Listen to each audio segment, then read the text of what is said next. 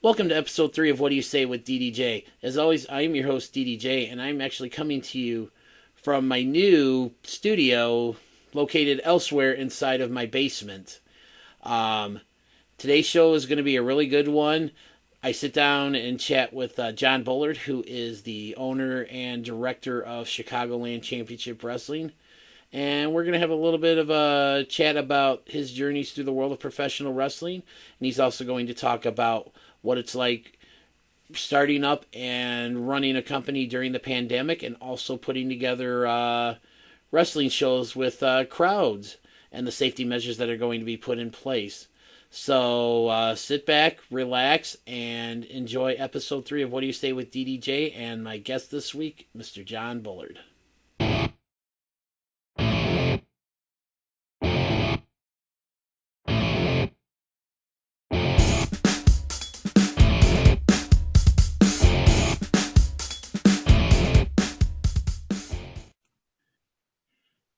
All right, welcome to episode 3 of Whaddya Say with DDJ.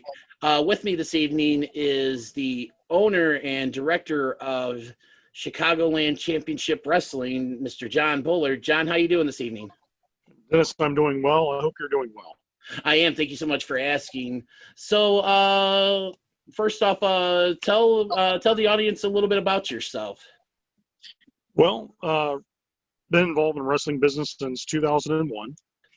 I have started actually getting involved in wrestling when I was down in the state of Florida. When I was a young kid, I was actually about the time I was breaking in around there. I was around my 11th grade year in high school. So from there, I literally been in the wrestling business, starting out as a commentator and ring announcer, and then worked my way into learning about the roles of being a referee, a manager, and a wrestler. Over the years, I worked as a booker, production assistant, production manager, and also promoter as well. So I'm a man of many hats, a pro wrestling utility man, as people would call it. And it's been a great ride so far. Okay, so you pretty much mentioned just about almost every conceivable job one person can have in the wrestling business. What would you say is the one job that you liked the most, and then the one job that you liked the least? To me, I do enjoy being a ring announcer and commentator. I love being able to describe the things that people are watching.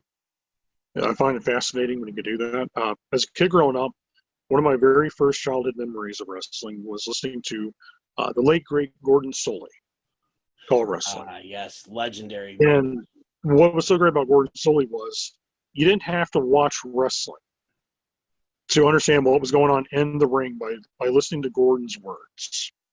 He would describe things so well and so descriptive of what was going on. You could be vision impaired and know what's in your brain, you know what's going on in front of you. And I always thought that was a beautiful art. Guys like him, Lance Russell, Joey Styles in the 90s with ECW when he wasn't screaming but calling the matches like he did. Always found being a commentator highly made me happy when I was doing it. Really, I don't really have a job that I really disliked. To me, I learned the one valuable thing being a utility man, that how important every position in the world of wrestling is. If you don't have a good ring crew, your ring's going to be messed up. It's going to cause, troubles. It'll break down. If you don't have a good camera crew, your show is not going to look so professional. It's going to have the shaky cam. And last thing anybody wants to watch is a camera that shakes constantly. Referees have to be solid. They have to be really good. Wrestlers have to be top-notch and professional in the way they carry themselves. A manager should look like a manager. They should not look like the guy in the crowd. They should look like $1 million or the bigger-than-life character that people will see walking down the aisle. So every position I've ever learned in the world of wrestling has been one of the greatest educations I've ever had. And it made me understand when I became a promoter how important each of those roles really were. Like, I don't want just the average Joe in that position. I want the very best of what they do in that position. Because if it looks great, is smooth selling for everybody. Awesome. So you mentioned, guys like Lance Russell, Gordon Solie, and Joey Styles as huge influences on, like your announcing style. Tell me a little bit more about what got you into wrestling, and then who some of your early favorites were. Okay, so I've started watching wrestling when I was like 3, 4 years old.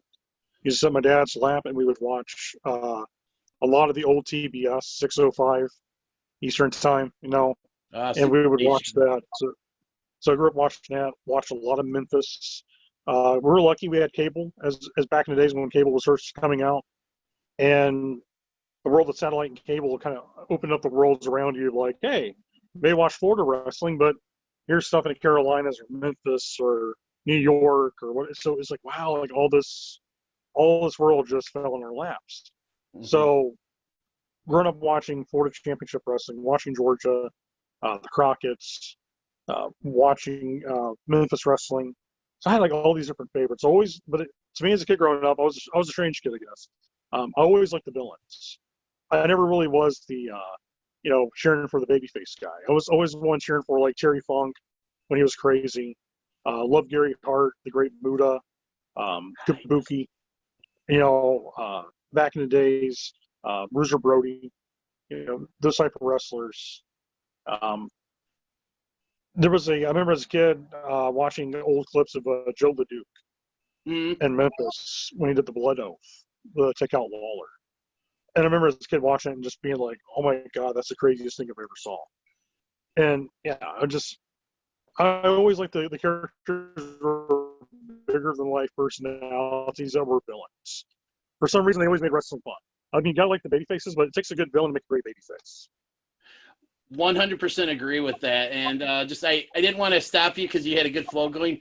But when you said Terry Funk when he was crazy, I thought he still is crazy. Isn't he still crazy now? Still is crazy, yeah. But I'm talking about during a time period when he attacked Ric Flair. And they set up for that the I Quit match. Oh, God, yes. That was some really cool stuff. When he was like one of the first to actually use a table spot. He actually pile drive him on the table. Mm-hmm. And then put the plastic bag and wrapped around his face and choked him. Yep. And the crowd was going crazy for it because you just didn't see stuff like that. You're like, oh my God, like this is brutal. Like this is crazy. Like he's trying to kill him. And it was so great. It was the build up to it was perfect. 100% agree with that. So, okay. So obviously beginning of the show, I introduced you as the owner and director of Chicagoland Championship Wrestling. When did you get it in your head that you wanted to be involved in the wrestling business? Wrestling business, it was in my 11th grade year. I was sitting in my English class and I had a PWI 500 sitting between the books. So, I'm studying, but I'm not studying, the class I was. It was for wrestling. And my teacher at the time was Miss Diane Struby. And she, her son was a independent wrestler in Florida. So I never knew this. He was always bigger than life. He was this big kid, big barrel-chested kid. So always thought like, yeah, maybe her son plays football or something. And one day she walked behind me. She sees a PWI magazine. And she's like, oh, so you're into wrestling. And I was instantly like, oh my gosh, she's going to take my magazine. This is like the worst thing ever. And she started laughing. She was like, no. She's like, I read that issue too. My son has that issue. I was like, oh, your son's a wrestling fan? She's like, well, no, my son's Big Daddy Rhodes, who wrestles down in South Florida. That's my boy. And I was like, oh my God. I was like, I knew your son when I was like a little kid. And he was already in high school. So it was like, I knew he's going to be like a wrestler or football player, one of the two. And she's like, yeah, he's a wrestler. And I was like, I said, that's always been my dream to actually get in the wrestling business. And she's like, well, I'll tell you what. She said, you always do good on your grades. You never get in trouble in school. You play sports. I'll give you his phone number and call him when you get near graduation. Maybe he could get you into a good training school. It's cool. So here I was, 11th grade, and I was about 160 pounds soaking wet. And I got this phone number to a guy named Spike Moore. And I give him a call. And It's like when you call the hot chicken from school for the first time, you shouldn't be talking to her because you're like way out for league. It was like definitely about him, like he's a pro wrestler. I'm just a kid. I was like freaking out. And so I was like, he picks up, he's like, hello? I was like, oh, and I hanged up the phone on him. Because I was like, yeah, let's not do this again, buddy. Let's just walk away. Before I could walk away from the phone, my phone rings. And I was like, oh man. And it's him. And I pick up the phone and he's like, yeah, do you call my house? And I was like, yes, sir. I'm sorry for hanging up on you. I didn't mean to. He's like, well, what's this about? I was like, well, Miss Diane Shrewby gave me your number to talk to you about becoming a professional wrestler, or at least being in the wrestling business. And we right in there, ice broke. He's like, oh, okay, let's talk. And next thing I know, we went to this training. He had a little training camp going on. And I come walking into this little gym, and I'm the youngest kid in that place. Everybody else is like college, athletes or grown men that, they're working a full-time 40-hour-a-week job. So I was like, okay, and I introduced myself. And he's like, all right, cool. He said, for all of you guys want to become, professional wrestlers or be in this business, we're going to go through some drills. And they had them doing push-ups, real crazy, Hindu squats, and we had to do them by the hundreds. It wasn't like, do 20 and you're good. It's like, no, we drop down to 100 push-ups, do 100 squats, do 100 burpees, then run around the building. It was a fair barn. Run around the barn, 10 laps. And it's like August and it's like 105 degrees outside. Ugh. So lucky for me as a kid playing high school sports, I was already conditioned to being outside.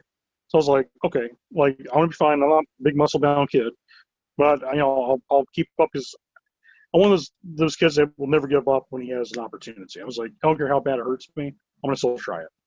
And so I survived, and I survived the first 2 weeks of it. And that class went from 25 people to 10. Wow. And then that 10 turned to 6. And we finished that way. And ever since then, I've been in the business and going from there to then moving to Kentucky. And I kind of got out of the business for a little bit. I went through an ordeal where, we were homeless due to Hurricane Bonnie and Charlie. So we had to readjust our entire lives and pick up and move forward. So we did that. And lucky for me, when we moved to Kentucky, I got a job, and one of the guys who worked with me in the building actually happened to be a professional wrestler. Oh, cool. And so one day I overheard him talking about the business, and I turned on and I was like, oh, yeah? And I said something to him in return, like only a wrestler would know. And he just looked at me like, how do you know this? I'm like, well, because I've been in professional wrestling too. And he was like, oh my God. He's like, by the way, do you work anywhere right now? I said, well, not currently. No, I just moved up here. Boom, light turns on. Hey man, I got this local promotion. How would you like to get your feet wet? It's like, yeah, all right, cool, whatever. So I went there, did the interview in front of the promoter. He was looking for a new play-by-play for television. Mm-hmm. And so he was like, all right, kid, give me your best slide. And I remember I was like, ladies and gentlemen, on October 3rd, and kind of give my radio speech thing. And he loved it. He's like, well, that's really professional. I like to have you as my play-by-play guy. Oh, wow. So what he is, so his promotion was Southern Championship Wrestling. And he actually had a TV show on WOBZ TV9. On Saturdays, we opened up for Ohio Valley Wrestling. Did. So we had a little TV studio show, where I really learned my steak and potatoes of the business, learning how television is done. And recording there, doing house shows for them, and then just went from there and just learning all these different job positions. Every time there was a company that was opening, I would audition for them or go out and try and get booked. But they were like, hey, we got a ring announcer. Okay. Do you have a referee? Well, no, we're extra short on a referee. Well, you know what? I'll be the referee tonight. And it went from, hey, John's pretty good, pretty good at doing this and that, to, hey, the kid could literally do any job he wants. So whatever you have open, throw it at him, and he'll be really good at it. And so in my suitcase, I carry a referee jersey, dress pants, carried a suit, and on the other hand, gear in the other bag. So whatever I needed, like I had bags for whatever was the job. So Yeah, as far the journey's been a pretty good one. Awesome. So let me ask you this. You mentioned, they needed a referee. You stepped up to the plate. How hard is it? Because I don't think a lot of people out there really understand how hard of a job the How referee. much work goes into it? How much work goes into it? Yeah. What goes into being a ref? One, you have to look the part. You want to make sure. This is what I tell people about referees. Nobody can't just jump up and be a referee and be good. Mm-hmm. To be a great referee is a very different breed of person compared to just being a wrestler or being a ring announcer. A referee has to know what they're doing. They have to know when to be in place or be out of place. You want to look the part. You want to make sure you have a clean dress jersey or dress shirt and black bow tie if you do the old school look. Dress slacks, black shoes, black socks. Look the part. And a great referee could take a bad match and make it into a great match. And a bad referee can take a great match and make it look god-awful. That's the importance of a referee. Awesome. So my next question is okay, so you've done all these jobs and everything. And at this time, you're still in Kentucky, correct? At the time, I was doing shows in Kentucky, Tennessee, southern part of Indiana, and West Virginia, and southern Ohio. Okay. So did you get, during your time down there, because I know there's a lot of legendary wrestlers that come from that area, did you get a chance to interact with anybody? A lot of them. The person that I first got a chance to work with was Jim White. He was Jerry Lawler's tag team partner and mentor when Jerry Lawler first broke into business. Oh, cool. Memphis. And Jim White had the old raspy gunslinger voice. And this is a man he literally started wrestling when he was a teenager. And he was working on TV for Dumont Network, worked for Nick Goulas in Tennessee, worked in Alabama for the coastal area. He wrestled all the legends, like all the legends knew who Jim White was. Working with him, worked with Dutch Mantell, got a chance to work with Adam Pearce, of course, Leon White, known as Vader. Had worked with him.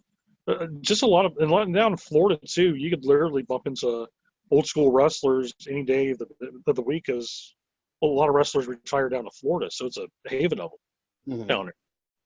So yeah, I got a chance to work with a lot of legends, and got the chance to sit under the tree of knowledge with a lot of those great guys. And anytime, this is advice I give to any young kid: if you have the chance to sit down with the people who's been to the dance, sit down and listen. Don't talk.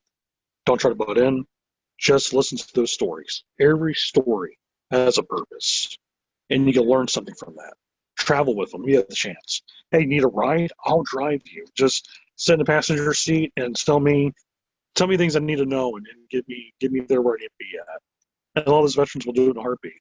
Local legends too, not just national known legends. Local legends like Bobby Blade, who would be a great interviewer, person you interview on your show, by the way. That man's been wrestling for nearly 30 years. Amazing stories. Him, the late great gentleman Jim White, Rated X, all those guys in that part of the area, they all wrestled against a lot of Memphis legends, and a lot of guys were coming up from WWE at the time, and they were just countless amazing knowledge passed down to the younger guys, girls. Cool. So, like you mentioned, Leon White, aka Vader. He's one of my favorite big men of all time. What was he like? Okay, Leon as a person was a gentleman to me, and he was nice to a lot of people around him. But it's almost like, I hate to say this, sometimes like some people have a split personality. Like on the outside they're this person, but when they become this character, like it's just the character almost like they kind of live it way too much. When he would put on that Macedon mask, he was the biggest bully you'll encounter. And it was kind of a shame, because like you'd hope like Vader would be like really chill.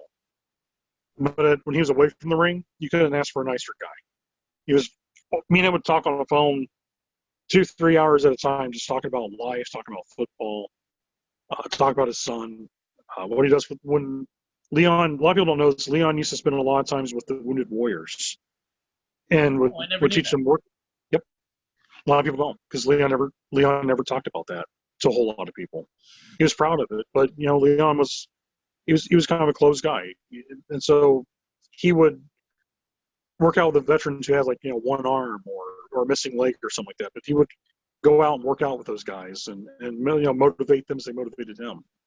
So as a person, I have to say Vader outside of the ring. You couldn't ask for a nicer person, like a big teddy bear. Mm-hmm. But in the ring, he kind of sometimes thought he was who he was. Gotcha. All right, so we go from what led you now from going to leave Kentucky to come to the Chicago area? Well, I ran a promotion called Pro Wrestling Freedom. We ran from 2012 to 2014 and had a very successful run as a company. So for those 2 years, we really went out of our way to change how pro wrestling was presented in the state of Kentucky. Small story about that. In the part of southern Kentucky where we were running our shows at, you didn't see a lot of minority wrestlers given opportunities to be stars. Mm-hmm. And so I started promoting that, where we had a very diverse roster. And it changed the way of a lot of perspectives on people down there, seeing how wrestling can be done.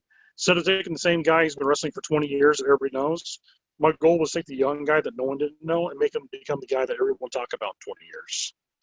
And that was my goal, is to establish new stars.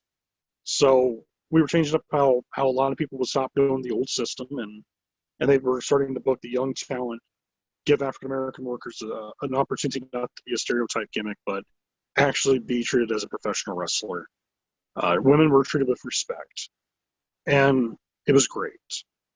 During that time period, I was kind of getting burned out on the business because I've lived it for so long. But it got to the point where I was happy with where I was at, but I wanted to take time away. Mm-hmm. So I had my final show. Jim Cornette was there, and we had our big farewell show, and had a good time. My wife is actually a Chicago girl. So she came down, married a guy from the South, and moved him up Midwest. And so 2014, I stopped promoting. 2017, I moved up here to the Midwest area. And a very good friend of mine named Christopher Martinez. He was a wrestling referee that worked up in some of the smaller companies in Chicago. He called me and he's like, "Hey man, I'm officially now, being a referee full time with certain little companies here and there. Do you mind if I pick your brain?" Of course, your friend, and I'm glad to do that for him. So he would call me on a weekly basis, and we'd go over stuff. So next thing I know, he started asking me if I would ever be interested in getting back in wrestling. And honestly, I was happy being away for a while. It was a good break. Mental health break, definitely. So I was like, you know what? I said no to like 10 other companies. But for some reason, Chris was such a genuine guy. I was like, you know what? I'm not going to say no to this guy. And I said, yeah, Chris, I'll referee. So we did this for a small company over in Halstead. It's a company called League of Wrestlers. And Rion Skills was looking for them at that time. And Rion, of course, you probably remember from PCW. Yes. So that's where I got to meet Rion. Rion is like one of the genuine great guys in the wrestling business. And I started refereeing, and I was seeing how a lot of younger guys were still needing to be developed and needing assistance of learning how to do their performance better. As a wrestler, as a referee, as a ring announcer, whatever needed, it's what we had to do. So I would literally go on my way to start giving advice and helping people out. And Chris and me would talk about this on a daily basis. And he was like, you know what? He said, it'd be good that you became a promoter again and run something that's a little different from what you see here in the Midwest. He's like, everybody in the Midwest, it sounds like they want to be Ring of Honor, or they want to be the next CZW or the next ECW in that field. But no one has really tried to do old school Memphis studios. That's my original background. And he's like, man, it'd be great if we could do this. Like, we would book Midwest talent and give Midwest guys a chance to be seen on some type of form of television or app or whatever. But it'd be giving Chicago guys a chance to get more recognized once they're not working for AAW or working for, freelance companies that are, more well known. Mhm. But, those companies don't always book every Chicago guy either. So we pretty much created the formation of Chicagoland Championship Wrestling. And Chris, after the one event we had, was complaining about his back. And he's like, man, I don't know what it is, but my back's been killing me, and I'm in a lot of pain. So I was like, maybe, you pulled a muscle. Well, sure enough, he gives me a call about a week later. He said, well, I got good news, I got bad news. I said, well, what's the good news first? He said, well, the good news is I know what's wrong. I said, okay. I said, what's the bad news? He said, well, I got cancer. Oh, man. And he had tumors on his spinal cord. Oh. So for 2.5 years, one of the greatest friends I've ever developed in wrestling battled cancer with extreme force of positivity and living his life to the fullest. Not one day did that man ever complain about his cancer. He lived life. So this year, he went to hospice and he passed away. Oh God, I'm so sorry. I am too.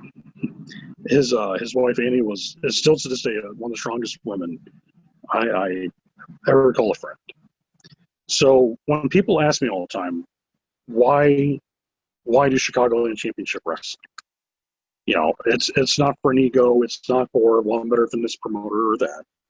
It's something that me and one of the greatest friends I've ever had created an idea to focus on helping the talent out in the Midwest.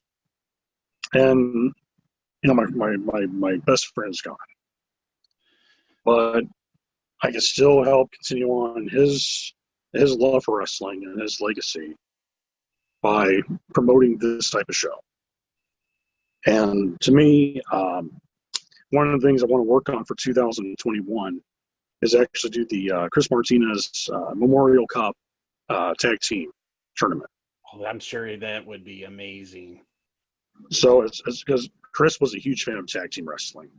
Mm-hmm. So that's one of the things I want to do is book an annual 8-man tournament, 18 tournament, where that one, his life and his name will always live on, but also showcase something that he really enjoyed with wrestling. So yeah, everything we do is dedicated to him. Awesome. And it really is. Awesome. So So it's been a lot of work, but it's a work of a passion for a great friend. Oh, and I'm sure he's looking down on you with a big smile on his face. One thing that really stuck with me with what you were just talking about was establishing new stars. And I don't know how much of the current product you watch, like, WWE, AEW and stuff, but one of the biggest knocks on WWE right now is the fact that they don't seem to be wanting to make new stars. Now, how important do you think it is to make new stars? It's extremely important. To me, when I started running Pro Wrestling Freedom, I could have booked any of the veterans that's been in the area for 20 years. Mm-hmm. But one thing I learned when I read Gary Hart's autobiography, Gary Hart talked about when he took over for World Class Championship Wrestling. He noticed that when Fritz would bring in a lot of the older guys, those older guys only had a few years on them. They didn't really have, a whole lot left. And he was like, well, that's when right there, Fritz, we should start focusing on booking the next guy who's 20 years old and pushing him to become a star so you have a star for the next 15 years. And looking at the current product of the Indies and also WWE and AEW, you gotta use the veteran talent to be great teachers and mentors, and you also still have stars in them, but you have to get the next generation prepared to take that place because that person is not going to be there. You could have a career for 25 years It takes one bad match, one bad bump, and it can be the end of your career. So it's important to make sure that you're developing your talent and give your talent a chance. That's another problem with a lot of companies. So many guys will get in the power, and they're like, you know what? We've been in this position for 10 years. Okay, that's great, but the fans have seen everything you can do. Give the next guy a chance. Let that next guy be the big star. And the problem with AEW is that they have a lot of very solid talent that come from the independent wrestling scene. Mm-hmm. And they got the money to get the best of the best. But here's the thing, if you notice, almost every one of their major title holders or major guys right now are former WWE guys. Mm-hmm. Cody Rhodes is a former WWE guy. You have John Moxley, even though I love Moxley, but Moxley's a former WWE guy. Jericho's a WWE guy. You know, what are you doing to get the next young guy behind you ready to take that place? Well, it's going to make him the big ticket seller for that year. So he's selling out stadiums. Or he's got pay-per-view buy rates that are right up there with the best of them. What are you doing to do that? And a lot of companies don't focus on that. They get star power with the veteran talent, and they forget the young talent behind them are just as important because they're going to be there for the next 10, 15 years. The next guy might be there for like 5. Gotcha. And the thing is, that's just not the big top tier companies. This is a problem that's faced by a lot of companies on the independent wrestling scene too. A lot of companies have certain guys that they would like to make sure they're always on top. But then you have extremely talented roster that's under them that's just sitting there waiting for that opportunity. And most of the time they don't get it. That's one of the things at Chicagoland that we're trying to do is, we got, Vic Capri, we have Chris Logan, we have Marshe Rockett, guys who've been to the dance, guys who've been top of their game, and they still are.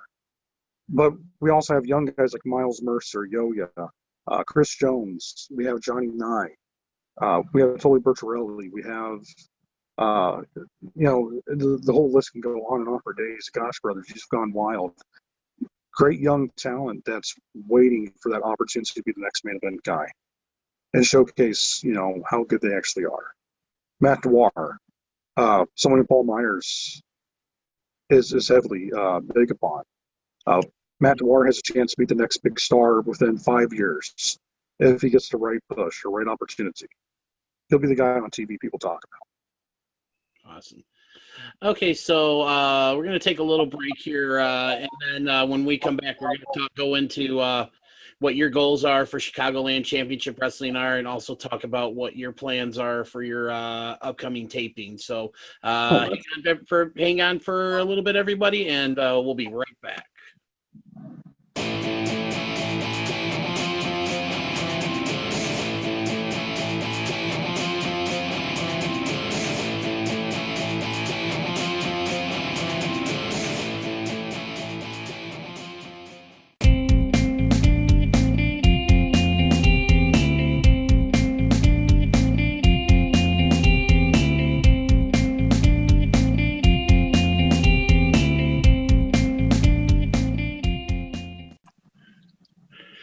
All right, welcome back to Whaddya Say with DDJ. Once again, I'm here with the owner and director of Chicagoland Championship Wrestling, Mr. John Bullard. John, so now CCW is in play. So tell me about the process that you've undertaken from CCW being a little seed and what you've done to help it grow to the point to where you're about to do the tapings. Well, dating back in 2017 and 18, me and Chris went out of our way to start talking about building a roster that we would want to work for us. And so I would kind of work undercover, working for other companies as a wrestler and also referee and an announcer. And I would scout talent. And I wanted people who, one, were top of their game. They're good young talent, or good veteran talent that are good teachers. And there's not a spot open in Chicagoland. It's more of there's a position filled that's needed. And that's how I go with booking. I don't want to book someone just to fill a show. I want someone who is meant to be there, and their purpose is to make that show even better than what it is. So we went out of our way to book great talent. You got Vic Capri, you got Marche Rocket, you have Garrison Creed, Chris Logan. You have those guys alone, very well known in the Midwest. Mm. And then you have, up and coming guys. There's going to be like, You've Gone Wild, the Gotch Brothers. You have Chris Jones, who was trained by Billy Robinson. He's one of the all-time greatest wrestlers ever. Mm-hmm. This kid's like the modern-day Bryan Danielson. He's very, very good. We have Johnny Nye. Nye reminds me if you take Edge and you threw in hot stuff Eddie Gilbert. Ooh, that's a nice combination.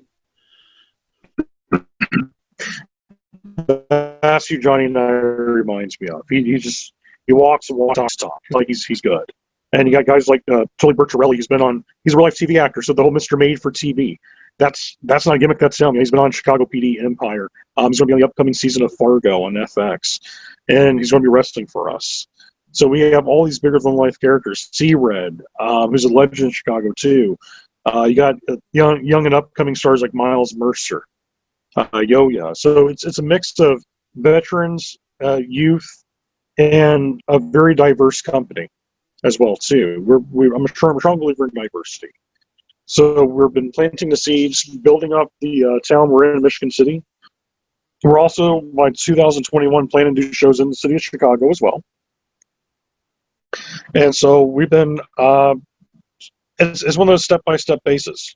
To really start out a good wrestling company that you're hoping will last more than a year, you have to make slow steps and make sure what you're building for your company and brand really stands out, for one, compared to other wrestling shows, but also give a different flavor of ice cream, so to speak, for what we're doing. Something that fans will realize about our shows, we do a lot of retro type stuff. We're modern day wrestling with a retro feel. You probably see some of our videos we've been doing. It's very 1980s, 1990s style wrestling. And bigger than life characters and the vignettes and the montage videos. And it's stuff that made me fall in love with wrestling when I was a kid. It's something you don't see many companies do nowadays. So when's the last time you seen a montage video in wrestling, for modern wrestling?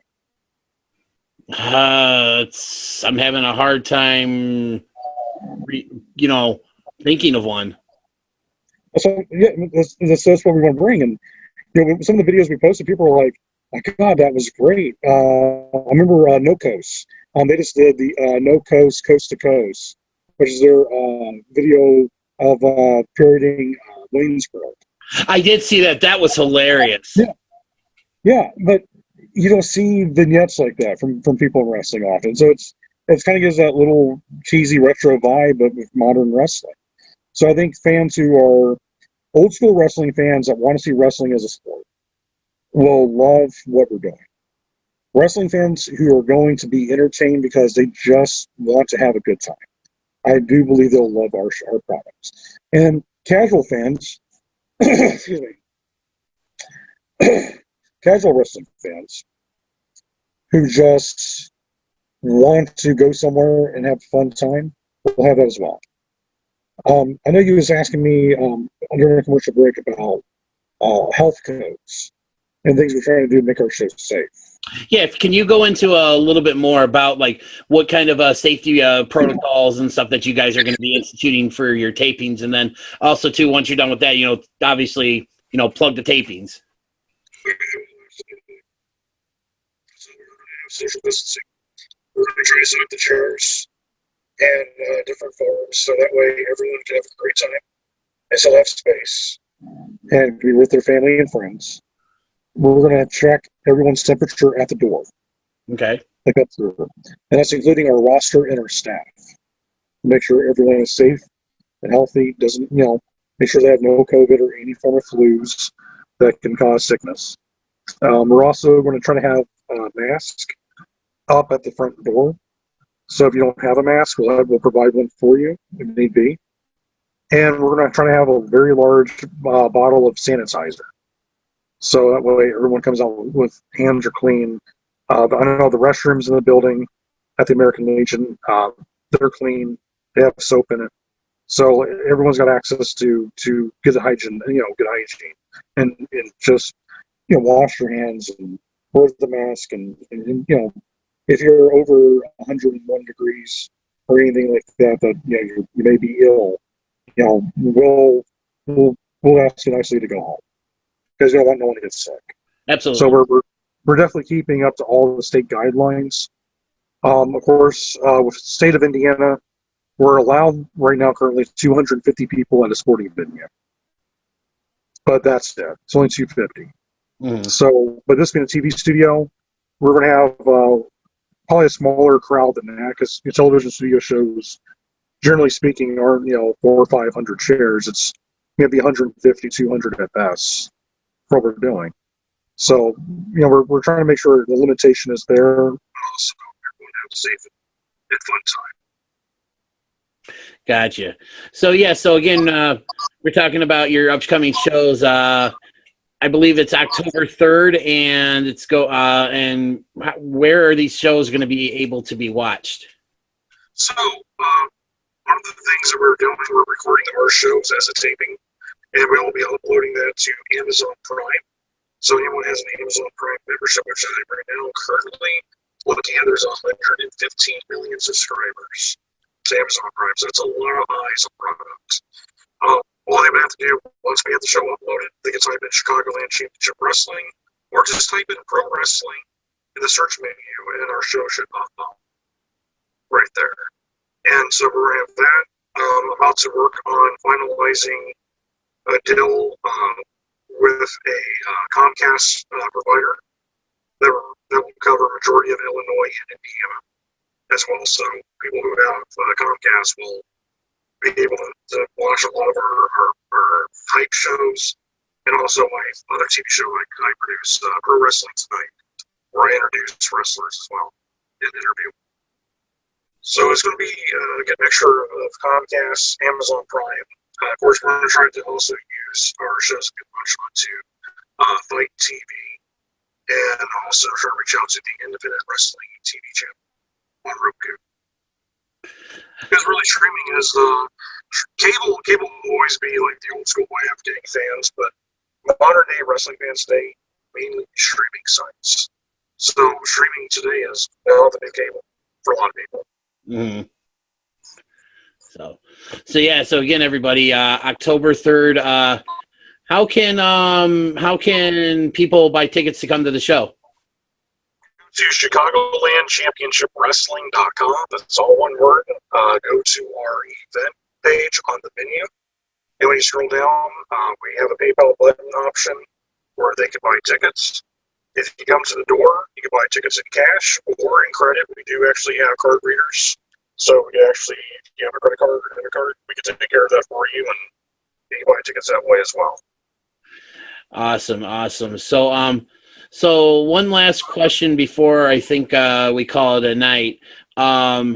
What divisions are you going to have? Obviously, you're probably going to have a heavyweight, a tag team. Is it just going to be that for right now, or do you have anything else planned? Heavyweight, tag team, and television. Since we are a TV wrestling product, we'll have also a television belt.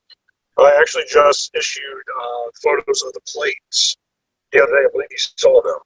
I did see them, and it looks amazing. I can't wait to actually see the belt. Yeah, it's going to be great. It's going to be on a sky blue, Chicago-colored strap, leather strap. So it's going to look really great. I can't wait to see it and stuff. So, all right, John. Well, so how can fans get a hold of you on social media? Well, you get it on, of course, my page, John Bullard.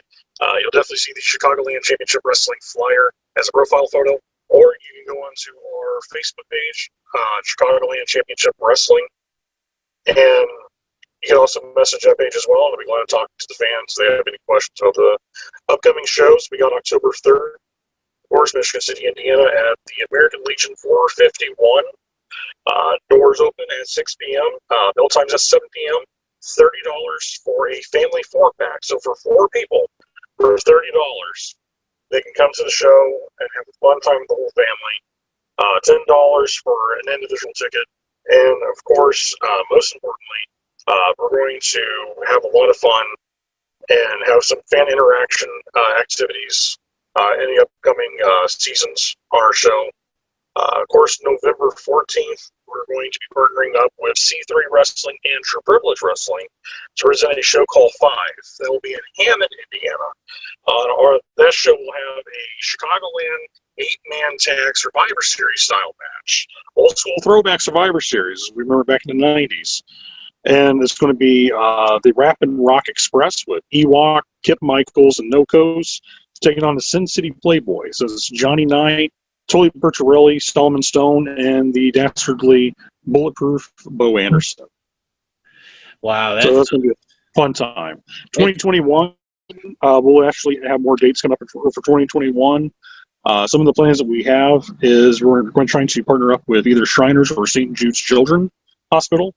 And I would like to do a Night of Champions event, working with every company in the Chicago area to have their title defended on the show to help raise money for the kids. Also, on top of it, have the Midwest's largest Battle Royal event as well, which I think will be a great way for all the companies to work together for a good cause. It definitely sounds like a great idea, and I definitely look forward to hopefully being in the crowd for that. So, alrighty then. Well, John, I want to thank you for your time in that. Is there anything else you would like to say before we call it a night? First and foremost, I'd like to thank you, DDJ. You do a great job for your podcast. Paul and Big Steve that was on it, those are great episodes. I'm honored to be on this with you and to talk and share a little bit of my stories and my life. But most importantly, it's people like yourself who have been lifelong fans of wrestling that has helped continue on what we do as our passion. So for all the fans out there, for everybody who's ever supported pro wrestling, for the kids who watch the wrestlers and thought, one day I want to do that, and they grow up to be those guys, wrestling's a beautiful thing. It's a great therapy. It's a great way to bond with your friends and family. It's a great way to travel the world when you're a wrestler and get to see and meet a lot of your heroes and get to do cool things. It's just one big crazy blessing. And honestly, I'm looking forward to our October show just to say hello to everybody and get to say hello to people I've been talking to on Facebook.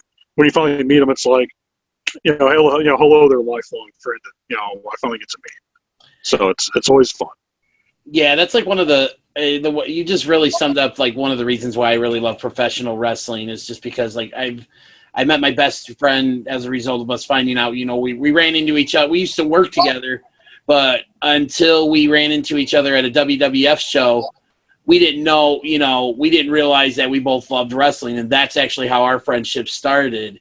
I mentioned, our good friend Brad Marcus, again, Facebook group about wrestling. He and I have become pretty good friends, and I've got a lot more people that I've maybe seen them once in my life or never seen at all, but I consider them friends, and it's because of the fact that of this thing we all call professional wrestling. So, John, I want to thank you again for your time tonight. It was a pleasure, and once again, everybody, October 3rd. Chicagoland Championship Wrestling is going to be hosting their inaugural TV tapings, which are going to be viewable on Amazon Prime. Tickets are $10 a piece, or a family 4-pack for $30. Great value for a great night out. So John, thanks again for your time. DJ, it's a blessing, my friend. Thank you so kindly for having me on your show. Absolutely.